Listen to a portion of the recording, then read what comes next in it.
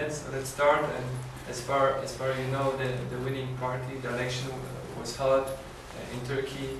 The winning party is AKP. So now among the, however, the Prime Minister of Turkey, Recep Tayyip Erdogan, is not so happy with this results. He hoped to get more seats in Turkish Parliament. And now among the scientists and as well as politicians appear the questions, especially if Turkey will be able to continue these democratic reforms, and if Turkey will try to still to play an important role in the region, especially in the Middle East. And I think this is a great opportunity for us to, for me especially, to conduct these lectures with these great scientists. And I think we'll find out all these questions thanks to this scientists. And we will start with Dr. Bekir Çınar. Okay. Good afternoon, ladies and gentlemen. Welcome. I would like to thank you to be with you and being invited to this panel. I just would like to speak on Turkey and this relationship with the European Union in particular, and in general, the Middle East and the whole world. And there are a few things I would like to highlight it. Then I will open the discussions, then I will conclude it. And just I would like to give you brief information when Turkey intend to join or be member of the European Union. It was 1959. And still last 50 years, more than 50 years, still Turkey is waiting to be member of European Union. During these times, Turkey signed various agreements, various acts, comply various rules, which being set aside by European Unions and the European Union's councils. And for example, Turkey signed the association agreement in 1963, is before I born. And for example, December 2006, Turkey tried to open various chapters in order to comply with European Union regulations, but the European Union said that they put additional protocol about Cyprus, and Turkey didn't accept it. The reason is that because 2005 there was a kind of referendum between north and south of Cyprus. North in Turkish side is approved referendums and the south rejected referendum. But although that was one of the conditions, the European Union accept the south of Cyprus as a member of European Union, reject the north of Cyprus as being a member of European Union. And whatever it is, my moderator rightly said that AKP is now the winning third elections. This is very, very important for Turkish politics internally and the Turkish foreign policy externally. And the reason is this: before the AKP came to power, and Turkey was struggling high inflations and trade deficits, and struggling to even pay the officials' salaries. But last year, in 2010, and Turkey become one of the countries in the world, the largest or second biggest developed country, apart from China, or the first, apart from China, the first one. China is the first, Turkey the second is developing countries. 9% Turkey become bigger than the previous years. And when AKP came to power, and the national GDP was something around about $4,000-5,000 per capita. Now currently is more than about $13,000 per capita. And there's a government aim that this one's in about next 10 years going to reach about $25,000 per capita. That means that now Turkey become the largest economy in Europe, and also one of the biggest economy in the world. And what I am saying that because of stable political government in Turkey, and also backing the public to the government, I think it's, for example, it is very much significant victory for the AKP in the last elections. 87% of the populations went to ballot was to cast their vote, and 95% of the populations being represented in the parliament. This is huge amount of improvement concerning the Turkish democracy, and also democratic understanding of the Turkish people. It is very, very important, for example, and the other things is very important, that the third time any political party in the world, on the one hand winning the third elections, and the second hand increasing the vote. That's never ever been happened in any European countries, historically. That's clearly indicate that Turkish populations now like the democracy, like democratically run, and that is very, very important.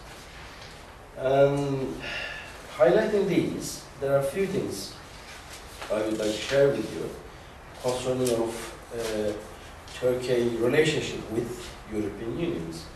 In my understanding, who live in the West since 1991, and especially the people in the West, they haven't got enough information about Turkey.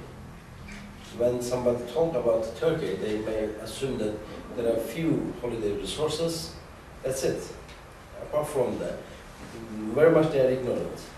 That's not their fault, to be honest.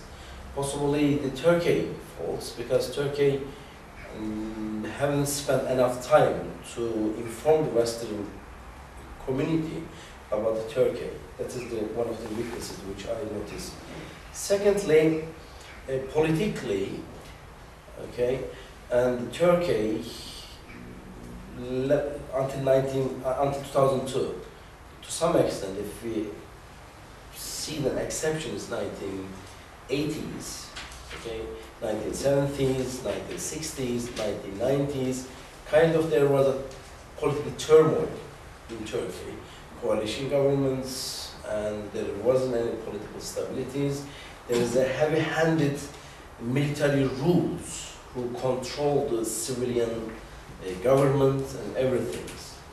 And obviously, this kind of appearance and this kind of, let's say, show to the Western world wasn't acceptable. But now, Turkey become more stable. And also, they try to comply with the European Union rules that become more democratic. Now the power of the military in Turkey, in every day and each day, continuously getting lesser and lesser. And for example, in the first times in Turkish history, people who made a military coup in 1980s, now in the trials. Last week, prosecutor visit the leader of the coup.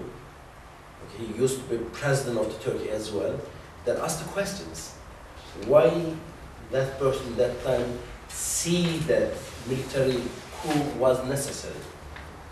Now he's going to speak to other peoples and they collect the evidence.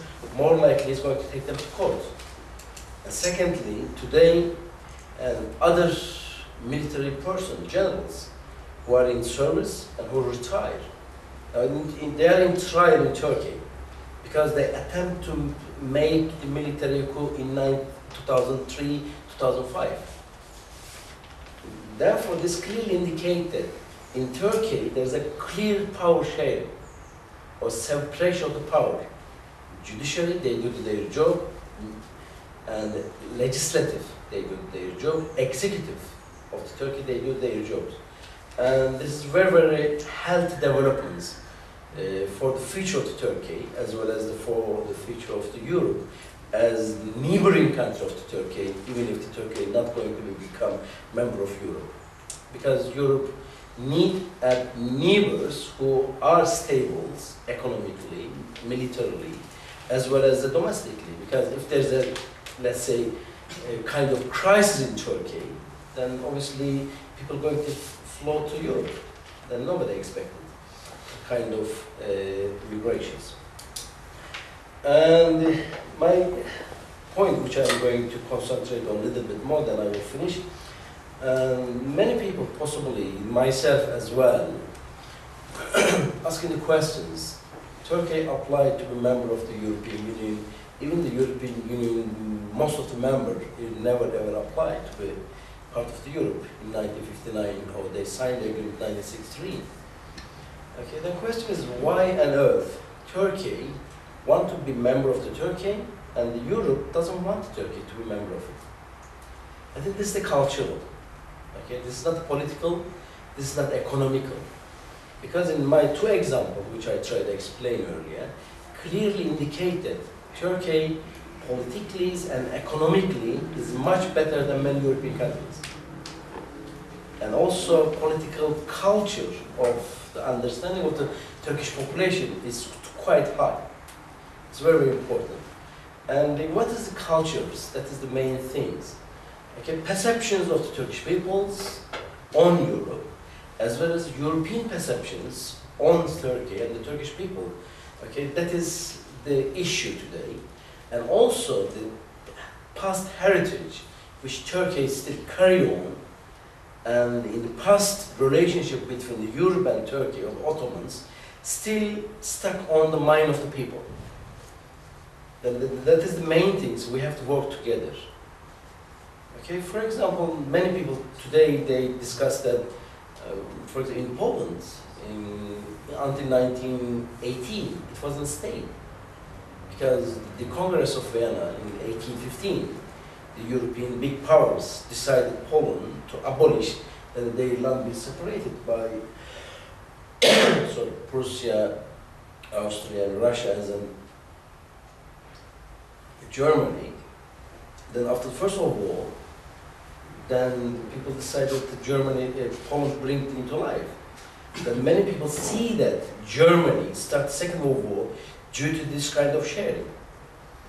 And in 1945, and when the Second War finished, when we look at it, that Second War is something about a war among the Europeans. Then now Europeans, since that day, they healed their wounds. Now they become the kind of political, economic, and cultural unity as European unions. But Turkey, in the Second World War, never ever fight with any European powers. Even the First World War, then Turkey didn't fight with any of the European powers, apart from France who occupied the Turkey, Italy who occupied the Turkey, and Greece who occupied the Turkey, and Britain who tried to occupy the Turkey. And for example, during the First World War, then Turkey didn't fight with Germany, didn't fight with Russia, they didn't fight it. What I'm saying that, then I think there's one area which we have to concentrate on, and that's the perceptions. Historically, the Europe can't fit Turkey into the Europe. They're right, possibly. I agree with them totally. I'm not criticizing on them. But Turkey wants to be part of the Europe. Why? Not because of Turkey is the European country. That's not the reason. Turkey wants to be part of the Europe. There is the one reason. Because a huge amount of the population who came from Turkey live in West. Okay? Around 10 million Turkish people living in the Western Europe.